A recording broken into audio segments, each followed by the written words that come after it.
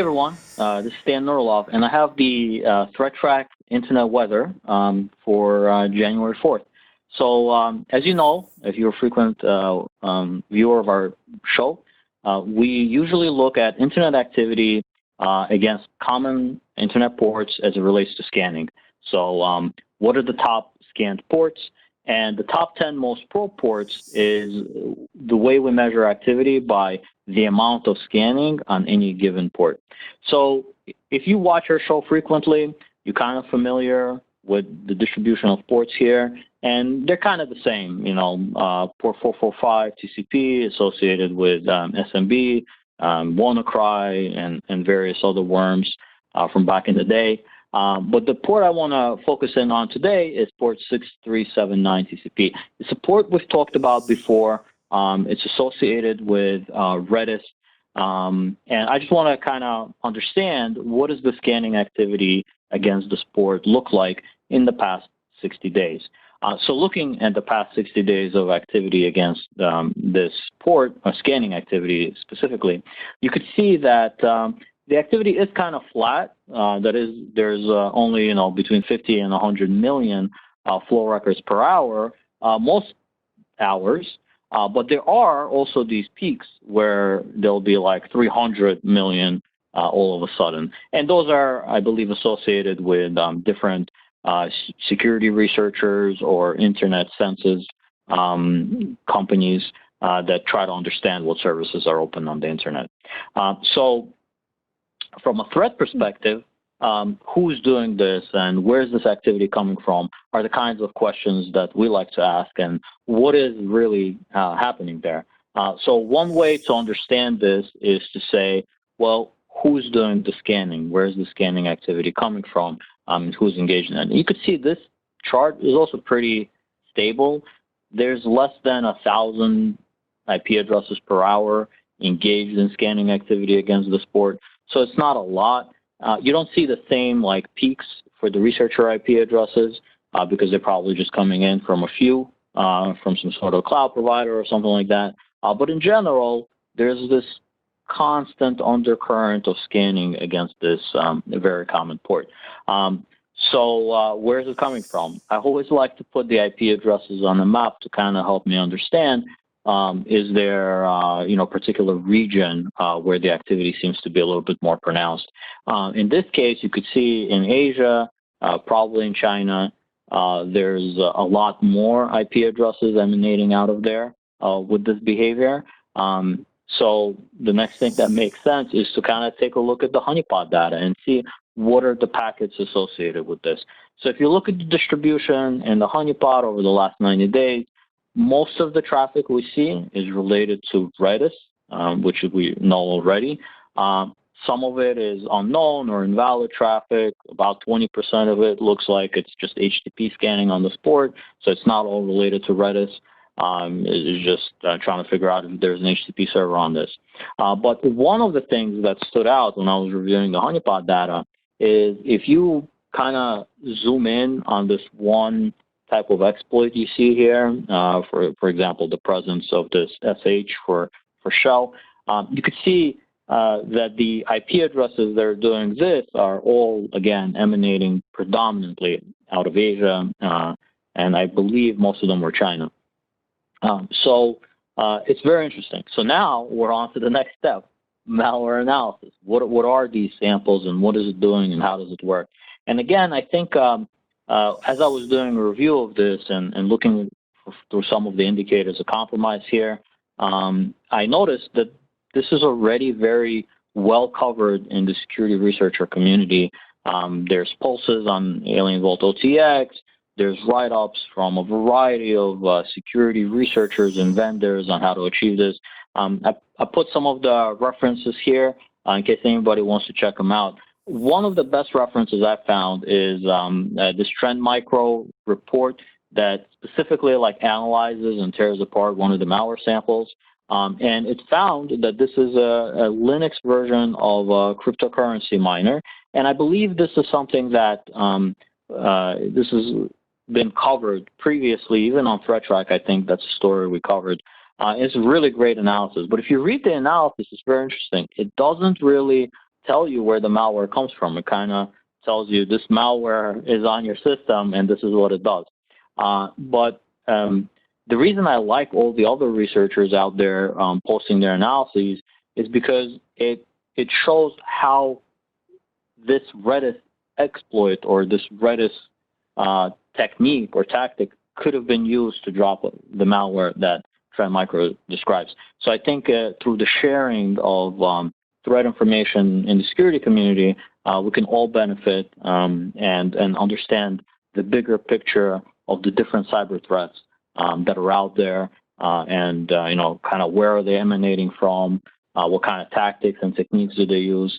And I find that quite fascinating, again, just to be able to take information that we can observe and really relate it to all the great research that's already out there. Just the stuff that we saw in the Honeypot is pretty clear that it's putting a cron tab entry in there that's every 20 minutes pulling this shell script down and executing it. We've seen a lot of malware that as a persistence mechanism will create cron tab entries like this.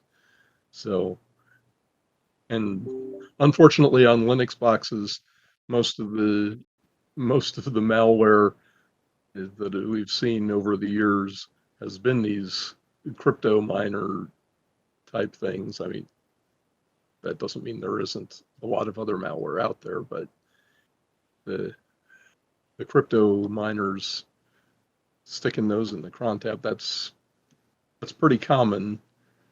So if you manage Linux boxes, Unix boxes, and you're not monitoring your cron tabs for changes, that absolutely should be something that's part of your regular daily checkup on your systems, is have the cron tabs changed.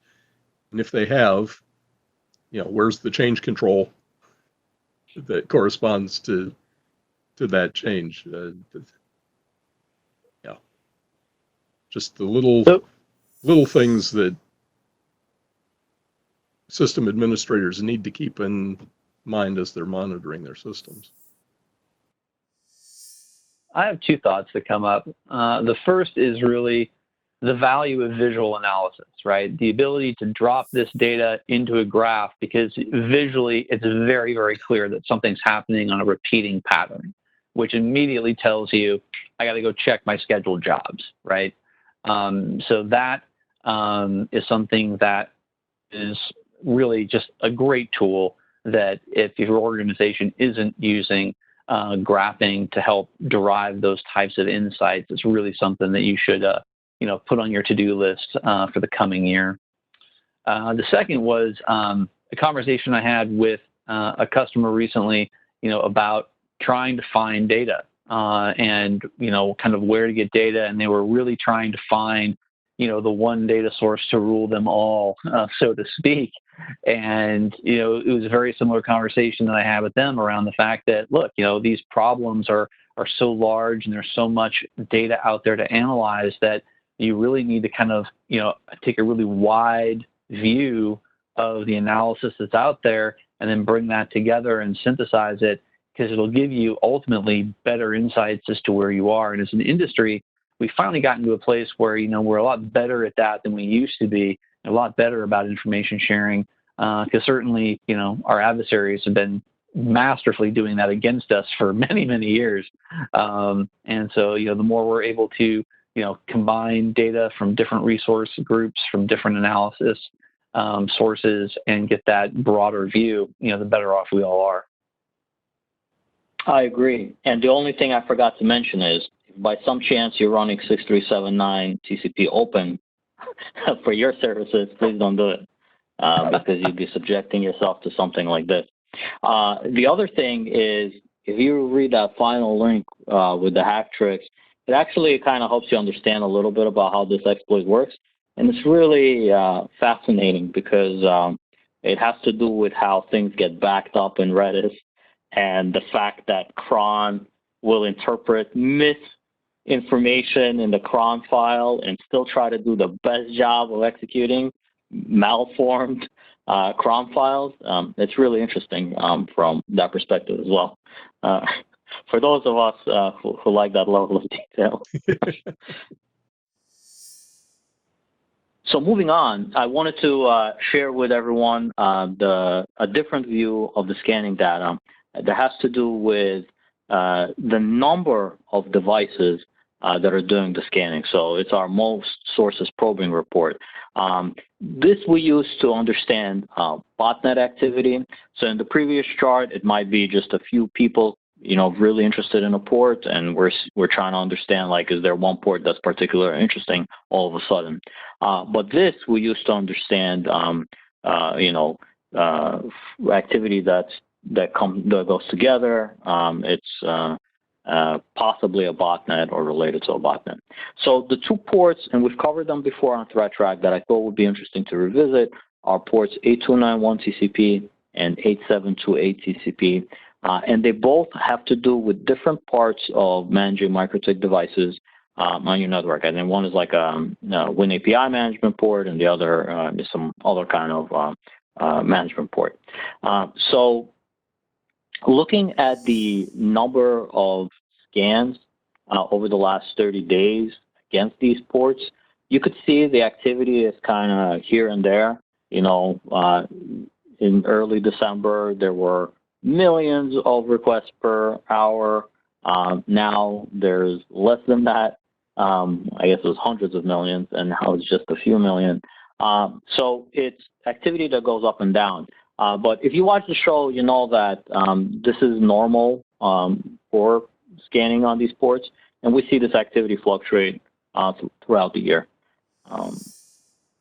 Now, when we look at it from what are the devices doing the scanning in the last 30 days, we could see the fact that there are several devices all at once doing it every hour, and you could see this very interesting sawtooth pattern that usually indicates botnet. You could also see that both of these ports, they kind of go up and down together.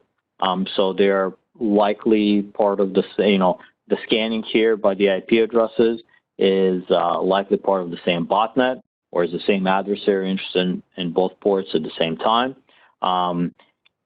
So you can see there's thousands of devices doing this. Sometimes there's no devices doing it. Maybe somebody took a break there sometime in December and then came back to it.